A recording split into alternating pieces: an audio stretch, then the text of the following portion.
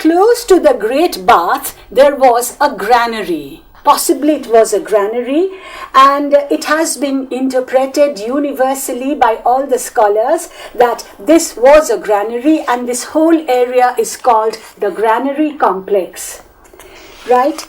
And in fact, Professor D.K. Chakraborty also feels that this is the best explanation possible for this complex. Apart from this, there is a large pillared hall,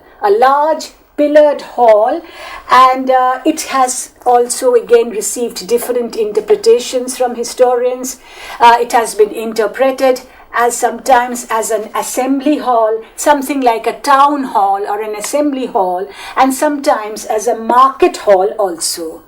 Its extent is 750 square meters. Now, all in all, there are about 2,000 to 3,000 houses in Mohenjo-daro, and as many as 700 wells have been discovered. The structure of this well is oval. It was used either to fill water in the Great Bath or as a private well. This people leaf-shaped well may have been some significance to its builder. Whatever it be, today people look into these wells in bemused wonder.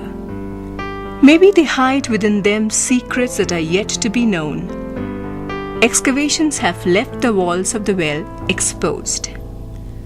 Mohenjo-daro indeed was a city that was built according to a plan.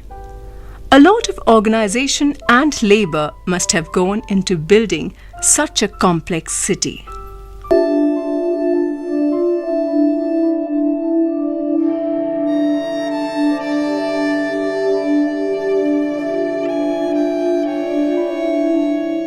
Welcome to Harappa.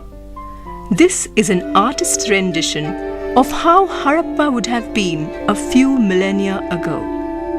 Sir Alexander Cunningham first excavated this site in 1872-73. That, however, was not an archaeological excavation. He was removing ballast for the railway lines.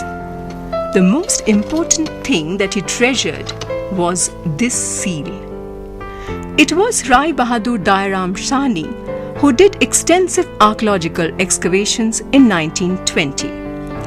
His work and the work at Mohenjo-daro at the same time brought to the attention of the world the oldest civilization of the Indian subcontinent.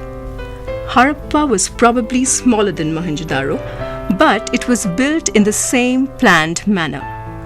There is the evidence of a massive granary. Around the granary, there are a number of quarters, probably used by the laborers who worked in the granary. Look at the 3 stones on both sides. What was their function? Is this an air inlet here?